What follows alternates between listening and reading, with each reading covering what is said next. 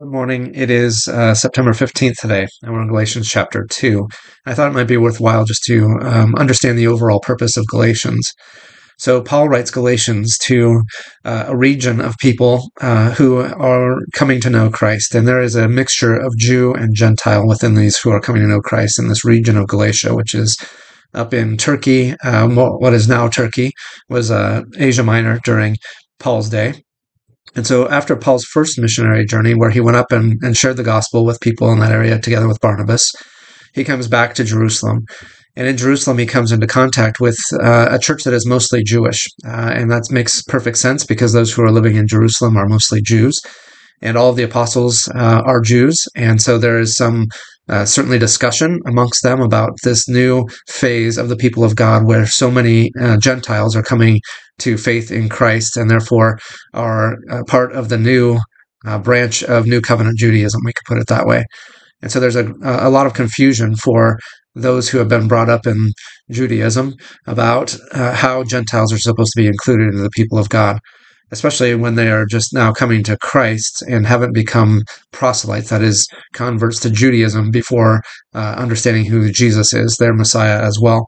And so when Paul comes back to Jerusalem, there's a council that happens there, and it's recorded for us in Acts.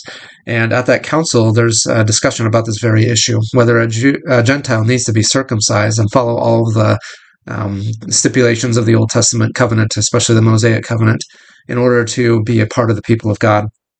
And at that council, they decide that a Gentile does not need to go through all the process of becoming a proselyte to Judaism in order to be part of the family of God and be part of the church.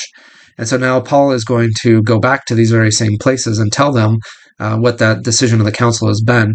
But before the council actually even happens, Paul writes this letter, I think, to the Galatians and sends it to them to help them to understand who they are in Christ, both Jew and Gentile.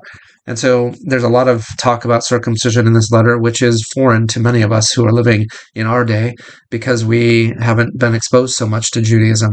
We wouldn't have even considered being a proselyte to Judaism before coming to Christ or as that part of that process.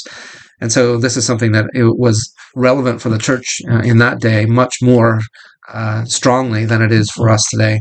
And so sometimes these words sound odd to us, all this talk about circumcision and the law and all of that. And it does create a bit of confusion for us. I know that even people in my church in this day wonder about their relationship to the Old Testament law. Do we need to keep all of the stipulations that were given to Israel? Maybe the Sabbath in particular, right?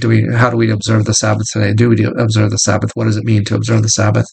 And so I think it's very helpful that Paul writes this letter, but it also means that we need to have some background before we dive too far into it. Otherwise, it's very confusing to us. And so it's a very helpful letter, but we have to pay careful attention to that. And Paul's giving in chapter 2 some history of the whole thing, where he had gone, what he has done, what they have preached, what reaction he's seen from the Gentiles he's come in contact with, and then what their reaction is to the gospel, and then how the Jews react to them as well. So verse 13 of chapter 2, the other Jews joined him in his hypocrisy, so that by their hypocrisy even Barnabas was led astray. So he's talking about James and he's talking about Peter and the fact that Peter had been eating with Gentiles before the Jews came and saw him doing that. And then once they saw him doing that, he decided that it was no longer possible for him to do that. So there's a sense of hypocrisy. If he believes that the Gentiles don't have to be circumcised or follow the law, then why would he eat with them?